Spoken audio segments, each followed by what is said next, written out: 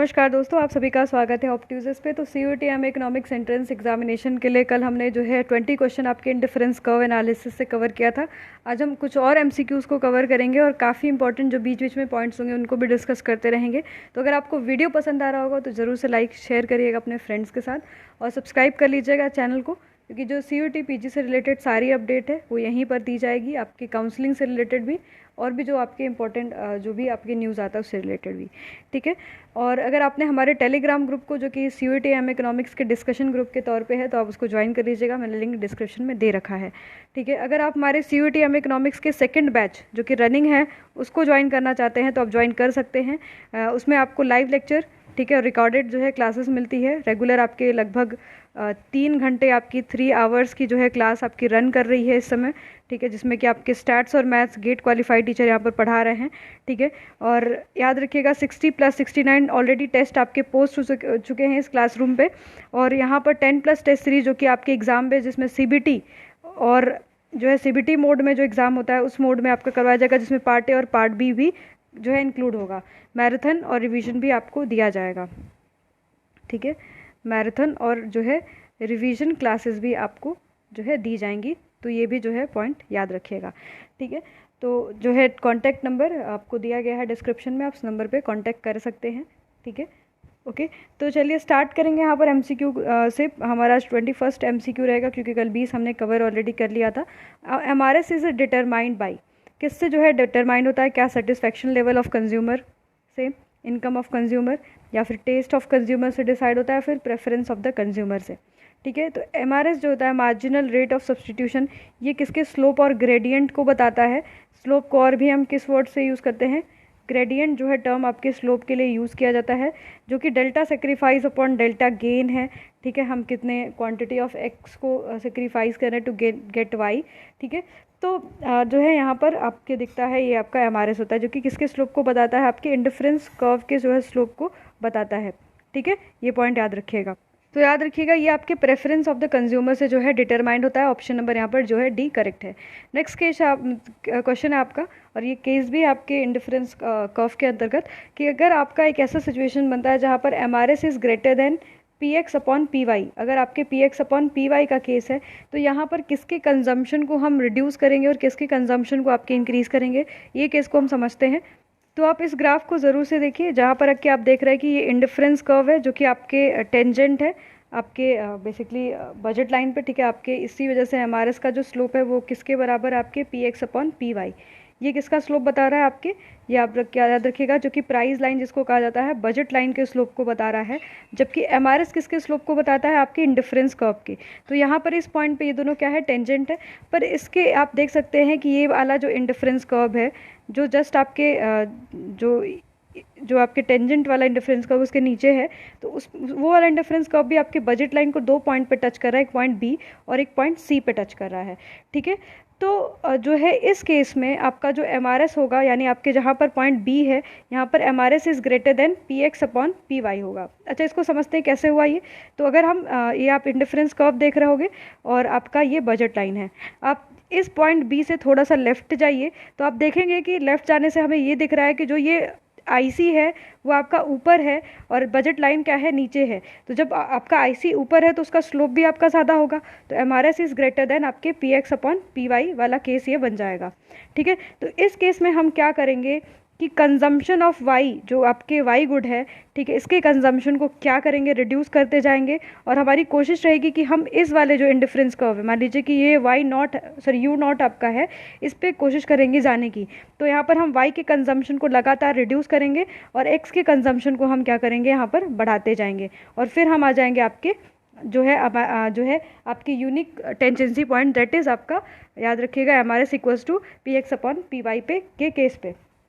जबकि इसके just opposite अगर हम ये इस वाले पॉइंट को देखें, जहाँ पर कि आपका इंडिफरेंस कर्व IC1 जो कि टच कर रहा है बजट लाइन को एक पॉइंट C पे, तो इस केस में आपका क्या ग्रेटर है? तो आप थोड़ा सा इसके लेफ्ट जाइए और चेक करिए कि आपका कौन सा कर्व ऊपर है। तो आप देख सकते हैं कि यहाँ पर आपका इंडिफरेंस कर्व नीचे है और बजट लाइन आपकी ऊपर है। ठीक है। तो यहाँ पर इसी वजह, जब आपका बजट लाइन ऊपर है तो आपका PX/PY जो कि क्या हो जाएगा? आपके ग्रेटर हो जाएगा, और आपके MRS क्या हो जाएगा? आपका लेस वाला केस बन जाएगा। ठीक है, ये चीज़ याद रखिएगा। ठीक। तो इस केस में हम क्या करेंगे, किसके कंजम्पशन को रिड्यूस करेंगे, तो यहाँ पर अगर आप देखेंगे कि आप किसके कंजम्पशन को अभी ज़्यादा कर रहे थे, एक्स के कंजम्पशन को, और वाई का कंजम्पशन कम कर रहे थे, तो आपको IC1 पे जाना है, तो आप लगातार क्या करोगे, कंजम्पशन ऑफ एक्स को क्या करोगे, रिड्यूस करोगे, और वाई के कंजम्पशन को क्या करोगे, यहाँ पर आप बढ़ाओगे।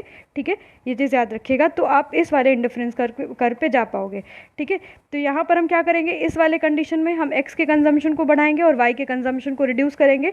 जबकि अगर ये केस आपको दिख जाए तो वाई के कंजम्पशन को आप बढ़ाएंगे और एक्स के कंजम्पशन को आप रिड्यूस करेंगे। और ये हमारा जो है पॉइंट MRS इक्वल्स टू आपके PX/PY वाला जो केस है, ये हमारा जो है आपके यूनिक टेंजेंसी पॉइंट है। ठीक है, यहाँ पर कोई कॉर्नर सोल्यूशन आपका नहीं मिल रहा है, यहाँ पर यूनिक टेंजेंसी पॉइंट है जहाँ पर कि दोनों गुड्स को जो है आपके कंज्यूम किया जा रहा है। क्लियर। और इसी को हम लोग क्या बोलते हैं, आपके इंटीरियर सोल्यूशन पॉइंट भी कहा जाता है। ठीक है, इस पॉइंट को याद रखिएगा, इसको क्या कहा जाता है, इंटीरियर सोल्यूशन पॉइंट आपके कहा जाता है। ठीक है, इस पॉइंट को याद रखिएगा, जो आपका जहाँ पर MRS इक्वल्स टू PX/PY के बराबर है। अब चलिए क्वेश्चन, तो यही सिचुएशन जो अभी आपको मैंने बताया था कि जब आपका marginal rate of substitution greater होता है PX/PY के, तो उस केस में हम x का कंजम्पशन बढ़ाते हैं और y के कंजम्पशन को क्या करते हैं, रिड्यूस करते हैं। अगर PX/PY अगर ग्रेटर हो रहा है, ठीक है, आपके MRS से, तो इस केस में हम जो है आपके y का कंजम्पशन बढ़ाएंगे और x का कंजम्पशन जो है रिड्यूस करेंगे। अभी जस्ट ये पॉइंट हमने आपको इंडिफरेंस कर्व के पॉइंट पे समझाया था और आपके बजट लाइन के, तो इसको बोलेंगे आपके यहाँ पर हम इंक्रीज करेंगे कंजम्पशन ऑफ एक्स कमोडिटी। ठीक है, तो यहाँ पर इसी वजह से ऑप्शन नंबर क्या हो जाएगा, करेक्ट आपका C हो जाएगा। अच्छा, कभी कभी क्वेश्चन देता है कि अगर मान लीजिए कि प्राइस ऑफ एक्स और प्राइस ऑफ वाई आपको गिवन है, मान लीजिए कि दोनों का प्राइस 2 रुपीज़ है और MRS की जो वैल्यू है वो आपकी 5 है, तो उस केस में आपका जो बेसिकली किसका कंजम्पशन बढ़ाएंगे और किसका कंजम्पशन कम करेंगे, तो यहाँ पर MRS ग्रेटर देन आपके क्या हो जाएगा, PX/PY। कैसे हुआ ज़रा देखिए, यहाँ पर अगर हम देखें तो यहाँ पर PX/PY क्या हो जाएगा आपका 2/2, जो कि क्या हो जाएगा 1 हो जाएगा। ठीक है, जबकि MRS की वैल्यू क्या हो जाएगी, मार्जिनल रेट ऑफ सब्सटीट्यूशन की वैल्यू 5 है, तो ऑब्वियस सी बात है MRS इज़ ग्रेटर, MRS ज़्यादा बड़ा है आपके किससे, PX/PY से, जो कि सिर्फ 1 आया था। तो इस केस में हम x के कंजम्पशन को बढ़ाएंगे और y के कंजम्पशन को क्या करेंगे, रिड्यूस करेंगे। अगर ये जस्ट अपोजिट केस बनता तो क्या करते, तब हम जो है आपके y के कंजम्पशन को बढ़ाते और x के कंजम्पशन को क्या करते, रिड्यूस करते। ये काफ़ी ज़्यादा और पेपर में पूछा जाने वाला कॉन्सेप्ट है। तो यहाँ पर जो क्वेश्चन आपका ऑप्शन सही हो जाएगा वो C वाला हो जाएगा। अभी ऑलरेडी एक मैंने क्वेश्चन करवाया था कि टू इंडिफरेंस कर्व क्यों एक दूसरे को इंटरसेक्ट नहीं कर सकते हैं, क्योंकि याद रखिएगा कि each indifference curve represent different level of satisfaction. जब वो कट कर देंगे तो एक पॉइंट पे आ जाएंगे, सेम पॉइंट पे, जो कि सेम सेटिस्फेक्शन लेवल को शो करने लगेगा विद द गिवन बंडल, जो भी आपका बंडल होगा सेम बंडल के साथ। तो ये कभी हो ही नहीं सकता, इसी वजह से इंटरसेक्ट नहीं करते, क्योंकि आपके डिफरेंस कर्व का एक ये भी पॉइंट है कि जितना आपका अलग अलग इंडिफरेंस कर्व अलग अलग जो है लेवल ऑफ सेटिस्फेक्शन को रिप्रेजेंट करते हैं। तो इसी वजह से यहाँ पर एक पॉइंट ऐसा आ गया जहाँ पर दोनों का सेटिस्फेक्शन लेवल आपके इंडिफरेंस कर्व A और B का सेम हो गया, तो ये हो नहीं सकता। इसी वजह से कभी भी आपका इंडिफरेंस कर्व एक दूसरे को इंटरसेक्ट नहीं कर सकता है। ठीक है, नेक्स्ट क्वेश्चन देखेंगे। Specific quantity be purchased against the specific जो है प्राइस ऑफ कमोडिटी। एक स्पेसिफिक क्वांटिटी को परचेज किया जा रहा है आपके स्पेसिफिक प्राइस ऑफ कमोडिटी के, तो उसको कौन सा कंसेप्ट बोला जाता है, आपके क्वांटिटी डिमांड बोला जाता है, ना कि डिमांड। अब ये दोनों में ज़रा डिफरेंस समझिए, कब ये कॉन्सेप्ट आपका क्वांटिटी डिमांड का यूज़ करते हो डिमांड का, इसको भी मैंने क्लासरूम पे डिस्कस किया हुआ है ऑलरेडी। तो इन दोनों में कंसेप्ट में आपके डिफरेंस क्या है, change in quantity demand and change in demand. ठीक है, तो change in demand basically relate करता है आपके, याद रखिएगा, शिफ्टिंग वाले कंसेप्ट से। शिफ्टिंग कब होती है, जब हमारा प्राइस कांस्टेंट रहता है और अदर फैक्टर्स आपके चेंज होते हैं, जैसे आपका इनकम, टेस्ट, आपके पॉपुलेशन का जो डिस्ट्रीब्यूशन है और आपके जो है जो आपके देश में डिस्ट्रीब्यूशन ऑफ इनकम है वो चेंज हो रही है, पर यहाँ पर आपके प्राइस कांस्टेंट है, तो वहाँ पर हम चेंज इन डिमांड का कंसेप्ट यूज़ करते हैं। और आप देख सकते हैं कि यहाँ पर प्राइस ये है और यहाँ पर आपकी क्वांटिटी है। ठीक है, तो आप यहाँ पर देखोगे कि जैसे आपकी इनकम बढ़ जाती है, आपके यहाँ पर चेंज इन डिमांड आता है। ठीक है, तो चेंज इन डिमांड रिलेटेड किससे है, याद रखिएगा कि चेंज इन डिमांड रिलेटेड है आपके बेसिकली शिफ्टिंग वाले पॉइंट से, ठीक है, शिफ्ट इन डिमांड कर्व वाले पॉइंट से रिलेट करता है, जबकि क्वांटिटी डिमांड जो है मूवमेंट से रिलेटेड है। इसमें हम एक्सपेंशन एंड कॉन्ट्रैक्शन देखते हैं अलोंग डिमांड कर्व। आपको पता है कि जब हमारा जो है प्राइस रिड्यूस कर जाता है, ठीक है, प्राइस रिड्यूस करके मान लीजिए कि P1 पे आ गया, ऑलरेडी P2 पे था, तो आप देखोगे कि आपकी क्वांटिटी डिमांड जो है आपके क्या हुई है, यहाँ पर जो है बदली है, ठीक है। तो जो क्वांटिटी डिमांड रिलेटेड आपके मूवमेंट से, और चेंज इन डिमांड आपके शिफ्टिंग से रिलेटेड है। ये जो है बेसिक पॉइंट ऑफ डिफरेंस है इन दोनों में, ये पॉइंट याद रखिएगा। क्लियर? तो हमने यहाँ पर क्वेश्चन में देखा था कि specific quantity to be purchased again specific price, ये आपका जो होएगा वो आपका क्वांटिटी डिमांड हो जाएगा। क्लियर? तो जो आपके बेसिकली जो डिमांड होता है, जो चेंज इन डिमांड होता है, वो आपके जो है शिफ्टिंग वाले कंसेप्ट से रिलेटेड है। ये चीज़ याद रखिएगा, ये आपके शिफ्टिंग के कॉन्सेप्ट से रिलेटेड है, जबकि क्वांटिटी डिमांड वाला जो कंसेप्ट है ये आपके मूवमेंट अलोंग डिमांड कर्व है, जिसमें एक्सपेंशन एंड कॉन्ट्रैक्शन आप देखते हो, उससे आपका रिलेटेड है। दोनों में डिफर करिएगा पॉइंट को। नेक्स्ट है आपका the graphical presentation table showing price and relationship for the commodity in the market. तो ये हम किसको बोलते हैं, आपके मार्केट डिमांड को बोलते हैं। जबकि अगर आप इंडिविजुअल डिमांड कर्व देखोगे तो आपका थोड़ा सा जो है ये क्या होता है, स्टीपर होता है, ठीक है, ये आपका थोड़ा सा स्टीपर होता है। जब हम बहुत सारे इंडिविजुअल, मान लीजिए कि ये एक ही डिमांड है आपके, प्राइस और यहाँ पर क्वांटिटी डिमांड आप देख रहे हो, और यहाँ पर मान लीजिए बी की है, ठीक है, बी अलग डिमांड करता है, ठीक है। तो जब इन दोनों की डिमांड को मिलाएंगे तो थोड़ा सा जो कर्व आपका आएगा वो आपका क्या हो जाएगा, फ्लैटर आपका आएगा, ठीक है। ये आपका कर्व कैसा होगा, फ्लैटर होगा, ठीक है। तो ग्राफिकल प्रेजेंटेशन जो शो करता है किसी भी कमोडिटी का इन मार्केट, ठीक है, तो आपका क्या हो जाता है, मार्केट डिमांड। अच्छा, आपको ये भी पता होना चाहिए कि जैसे आपके फंक्शन जो हैं, जैसे डिमांड के, इंडिविजुअल डिमांड के फंक्शन अलग हैं और आपके मार्केट डिमांड के फंक्शन अलग हैं, वो पॉइंट को ज़रा डिफर करते हैं। तो यहाँ पर जो आप देख रहे हैं इंडिविजुअल डिमांड के जो है आपके फंक्शन कौन कौन से हैं, प्राइस ऑफ द गुड, यानी आपके प्राइस ऑफ द गुड ये डिमांड को इफेक्ट करता है इंडिविजुअल के। अदर गुड्स में आप जो है आप कॉम्प्लीमेंट्री एंड सब्सिट्यूट का केस देखते हो, ठीक है, किस तरीके से कॉम्प्लीमेंट्री एंड सब्सिट्यूट आपका इफेक्ट करता है डिमांड को। फिर income of the individual and taste and preference, these comes under the individual demand function, ठीक है। Demand is the function of, किसका फंक्शन बताया जाता है यहाँ पर, price of the related good, आपके इनकम जो कि वाई से डिनोट करेंगे, एंड आपके टेस्ट एंड प्रेफरेंस, ठीक है, इससे डिनोट किया जाएगा। जबकि मार्केट डिमांड में दो आपके कंपोनेंट्स आपके जो है अलग हो जाते हैं, एक आपका पॉपुलेशन साइज होता है और आपका डिस्ट्रीब्यूशन ऑफ इनकम। ये देखिए यहाँ तक सब कुछ सिमिलर है, पर दो कंसेप्ट आपके population size and distribution of income ये मार्केट डिमांड में इंक्लूड हुआ है, ठीक है। ये आपके मार्केट डिमांड का फंक्शन होता है, जबकि इंडिविजुअल डिमांड से इससे कोई भी मतलब नहीं होता है। हमें पता है कि जब पॉपुलेशन इंक्रीज़ करती है तो डिमांड भी इंक्रीज़ करता है, ठीक है। तो पॉपुलेशन साइज़ भी आपके डिमांड को इम्पैक्ट करता है, डिस्ट्रीब्यूशन ऑफ इनकम भी करता है। अगर आपका जो है इनकम इक्वली डिस्ट्रीब्यूटेड है आपके सोसाइटी में, तो जितना ज़्यादा इक्वल डिस्ट्रीब्यूशन ऑफ इनकम होगा उतना ही ज़्यादा आपका डिमांड बढ़ेगा। इफ़ इनकम आपके इनइक्वल डिस्ट्रीब्यूशन है तो उसमें डिमांड आपकी रिड्यूस करने लगती है। तो ये आपके जो दो पॉइंट्स हैं ये किस में आ जाते हैं, ये मार्केट डिमांड के अंतर्गत आ जाते हैं। क्लियर? और यहाँ पर आप मार्केट डिमांड को भी देख सकते हैं कि आपका ये इंडिविजुअल ए का है, बी का डिमांड है, और जब आप मार्केट डिमांड को देखेंगे तो वो कर्व थोड़ा सा आपका जो है फ्लैटर बनेगा, जबकि ये दोनों कर्व कैसे थे, स्टीपर थे, ठीक है। तो ये दोनों पॉइंट याद रखिएगा। अगर हम बात करें आपके स्लोप ऑफ डिमांड कर्व कैसा होता है, डाउनवर्ड स्लोपिंग, जो कि नॉर्मल गुड के लिए भी होता है, और आपके अगर हम बात करें प्राइस ऑफ इन्फीरियर गुड भी आपके बढ़ता है तो डिमांड फॉर जो है इन्फीरियर गुड डिक्रीज़ करता है। जबकि ग्रिफिन गुड के केस में जस्ट अपोजिट केस आपका होता है। ग्रिफिन गुड के केस में हम देखते हैं कि प्राइस राइज करती है तो डिमांड बढ़ता है, अदरवाइज प्राइस जब कम हो जाती है तो डिमांड आपका कम हो जाता है। तो ग्रिफिन गुड वो गुड है जो कि आपके लॉ ऑफ डिमांड को क्या करता है, फॉलो नहीं करता है, जबकि आपका inferior good law of demand को फॉलो करता है, ठीक है। ये चीज़ याद रखिएगा। और ग्रिफिन गुड के केस में जो है सब्स्टिट्यूट जो है लेस अवेलेबल है, ठीक है। आप याद रखिएगा कि सब्स्टिट्यूट जो है आपके लेस अवेलेबल है in case of Griffin good, ठीक है। ग्रिफिन गुड के केस में सब्स्टिट्यूट जो है लेस अवेलेबल होता है, जबकि आपके इन्फीरियर गुड के केस में जो है large amount of substitutes available होते हैं, ठीक है। ओके, ये पॉइंट याद रखिएगा। और ग्रिफिन गुड एक एक्सेप्शनल टाइप ऑफ आपके इन्फीरियर गुड ही है, ठीक है। आपका इन्फीरियर गुड है एक्सेप्शनल टाइप ऑफ, जैसे बहुत लोग मिलेट का एग्जाम्पल देते हैं बाजरा का, वो आपका ग्रिफिन गुड के केस में आ जाता है, ठीक है। ये भी पॉइंट याद रखिएगा। नेक्स्ट क्वेश्चन देखते हैं, how two goods apple and orange are related when result rise in price of apple, demand for orange increases. तो दोनों कैसे आपके सब्स्टिट्यूट गुड, आपको पता है यहाँ पर सब्स्टिट्यूट गुड जो होता है आपके प्राइस ऑफ रिलेटेड प्रोडक्ट्स में सब्स्टिट्यूट एंड कॉम्प्लीमेंट्री का केस देखते हैं।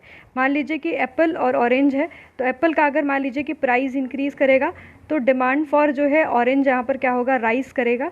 ठीक है, ये जो है आपका पॉजिटिव देखने के लिए मिलता है सब्स्टिट्यूट के केस में। जबकि कॉम्प्लीमेंट्री अगर हम कार और पेट्रोल का केस लें तो कार का अगर प्राइस जो है सॉरी पेट्रोल का प्राइस अगर इंक्रीज़ कर जाए तो कार की डिमांड डिक्रीज़ कर जाएगी, क्योंकि ये दोनों क्या है, both goods are complementary in nature. तो कॉम्प्लीमेंट्री के केस में आपका कैसा संबंध है, आपका नेगेटिव, जबकि सब्स्टिट्यूट के ये कॉम्प्लीमेंट्री के केस में, जबकि सब्स्टिट्यूट के केस में आपका जो है पॉजिटिव रिलेशनशिप होता है। ठीक है, ये चीज़ याद रखिएगा। तो यहाँ पर जो रिलेशन देख रहे हैं हम, यहाँ पर आपके सब्स्टिट्यूट गुड का केस है। ठीक है, ओके। नेगेटिव जो है स्लोप आपका डिमांड कर्व किस गुड के लिए होता है, आपके बेसिकली नॉर्मल गुड के केस के लिए हम देखते हैं कि नेगेटिव स्लोप होता है जब प्राइस बढ़ती है तो डिमांड कम, प्राइस कम तो डिमांड ज़्यादा। ठीक है, ये आपके जो है नेगेटिव जो है नॉर्मल गुड के लिए होता है। जब हम बात करें ग्रिफिन गुड का केस, ग्रिफिन गुड जो है अभी जस्ट मैंने बताया कि इन्फीरियर टाइप का गुड है, इसको प्राइस से देखते हैं कि अगर प्राइस इंक्रीज़ करती है तो इसकी डिमांड बढ़ती है, प्राइस डिक्रीज़ करती है तो डिमांड इसकी क्या हो जाती है, डिक्रीज़ कर जाती है। ठीक है, अगर हम इनकम से इसका रिलेशनशिप देखें ग्रिफिन गुड का, तो ग्रिफिन गुड के केस में अगर आपकी इनकम राइज करती है तो डिमांड आपका क्या होता है, रिड्यूस कर जाता है फॉर ग्रिफिन गुड। ठीक है, और अगर आपका इनकम रिड्यूस हो जा रहा है तो डिमांड बढ़ जाती है किसके लिए, ग्रिफिन गुड के लिए। तो ये इनकम से रिलेशनशिप है आपकी ग्रिफिन गुड का। ठीक है, इनकम से रिलेशनशिप आपका देख रहा है ग्रिफिन का। जबकि अगर हम बात करें ये वाला केस तुम देख रहे हो, ये किस किस के लिए है, ये केस आपके जो है प्राइस से रिलेट हम करते हैं। ठीक है, प्राइस से इसका रिलेशनशिप देख रहे हैं, पॉइंट याद रखिएगा इस चीज़ को।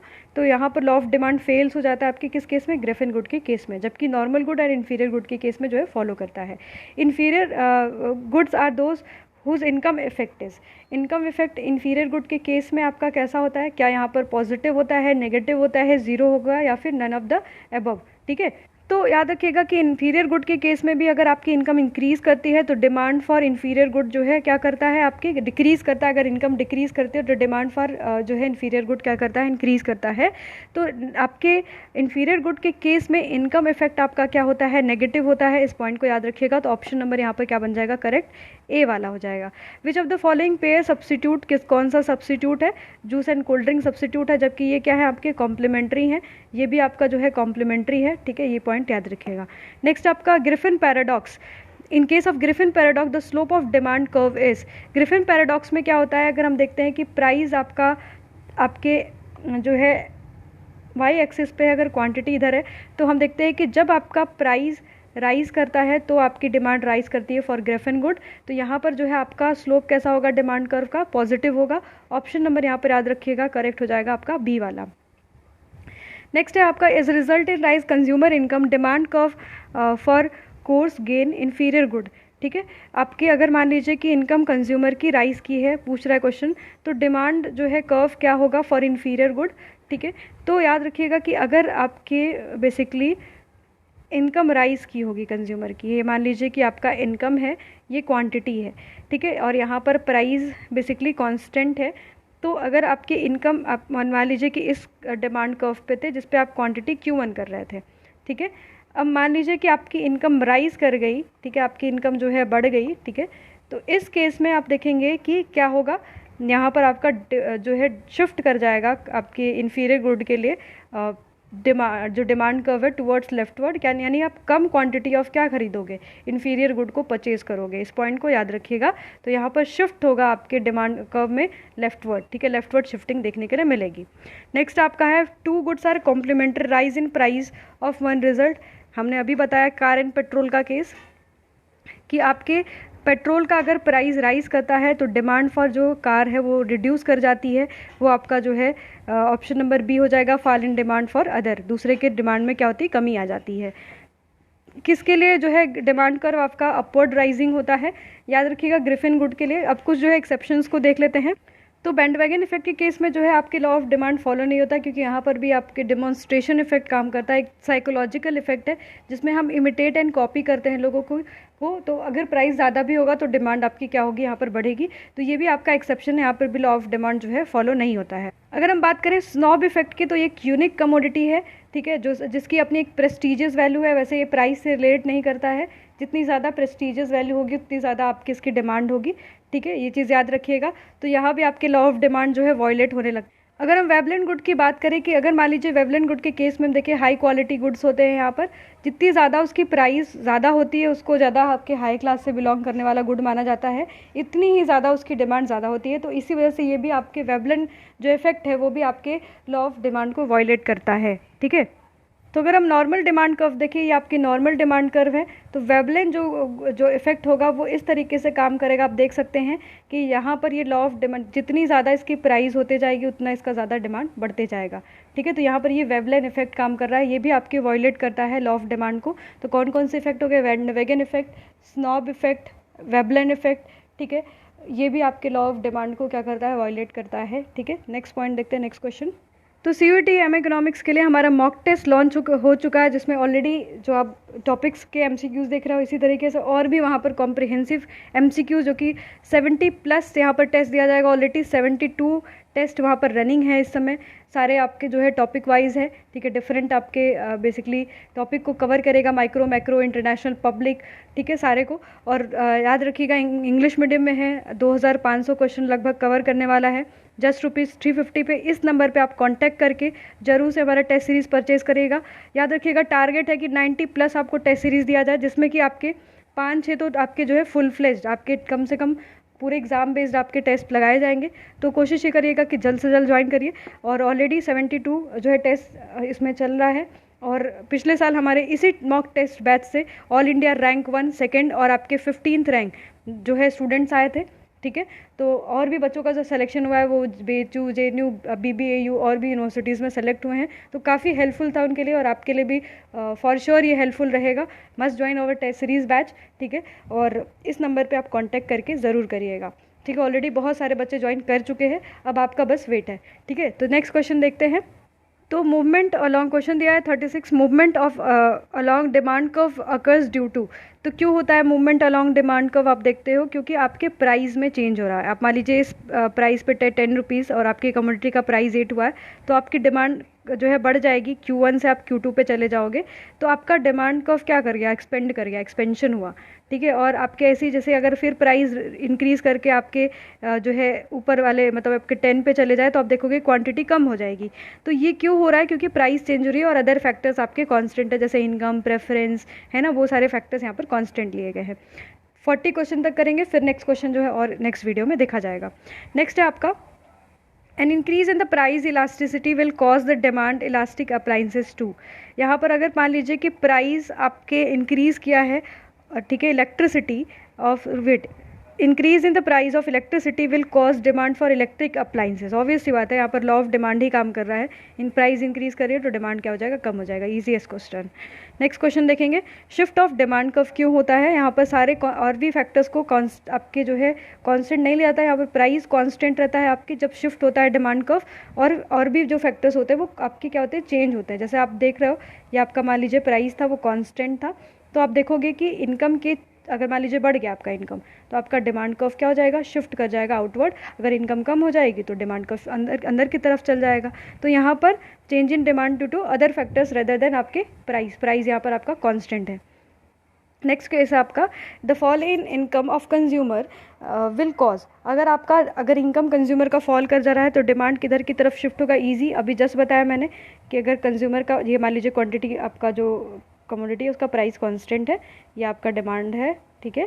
अब इनकम रिड्यूस हुई है तो ऑब्वियस सी बात है डिमांड आपके कर्व शिफ्ट कर जाएगी आपके लेफ्टवर्ड, और इसमें क्वांटिटी आपकी पहले जो आप खरीद रहे थे उससे रिड्यूस हो जाएगा, ठीक है। तो leftward shifting of demand curve यहाँ पर देखने के लिए मिलेगा। लास्ट क्वेश्चन देखेंगे यहाँ पर, change in quantity demand of commodity due to change in own price, ठीक है। आपकी क्वांटिटी डिमांड में चेंज हो रहा है कमोडिटी के due to change in its own price, other things remain constant.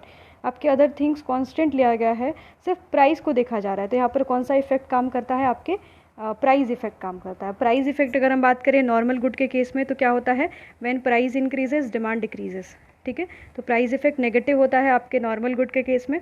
अगर हम बात करें इन्फीरियर गुड के केस में तो price increases demand decreases. Same concept आपका नेगेटिव इनकम इफेक्ट आपके इन्फीरियर गुड के केस में दिखता है, क्योंकि ये भी लॉ ऑफ डिमांड को फॉलो कर रहा है, ये भी कर रहा है। जबकि अगर हम बात करें ग्रिफिन गुड के केस में, जब आपका प्राइस इंक्रीज करता है तो डिमांड इंक्रीज करती है। तो यहाँ पर पॉजिटिव इनकम इफेक्ट देखने को मिलता है। किस केस में आपके, याद रखिएगा कि ग्रिफिन गुड के केस में। ग्रिफिन गुड के केस में सिर्फ पॉजिटिव जो है प्राइस इफेक्ट होता है, जबकि आपके दोनों नॉर्मल एंड इन्फीरियर गुड के केस में नेगेटिव आपका प्राइस इफेक्ट देखने के लिए मिल रहा है, ठीक है। तो अगर आपको वीडियो पसंद आया होगा तो ज़रूर कमेंट सेक्शन में बताइएगा, हमें आप टॉपिक का भी सुझाव दे सकते हैं। और टेस्ट सीरीज़ को ज़रूर ज्वाइन करिएगा, आपके लिए श्योरली हेल्पफुल रहेगा। और हम हमेशा यही कोशिश करते हैं कि जितने जो है टेस्ट सीरीज़ की हमने बात की उससे ज़्यादा प्रोवाइड किया जाए। पिछले साल भी हमने 30 टेस्ट सीरीज़ की बात किया था और हमने 50 टेस्ट सीरीज़ प्रोवाइड किया था। तो यही आपको सेम इस बार भी मिलने वाला है। बहुत ज़्यादा फीस भी नहीं है, नॉमिनल प्राइस है। आप ज़रूर ज्वाइन करिएगा, अच्छा रिस्पॉन्स हमें दिखाइएगा। जुड़े रहिएगा, चैनल पर सब्सक्राइब करिएगा, शेयर करिएगा अपने फ्रेंड्स के साथ।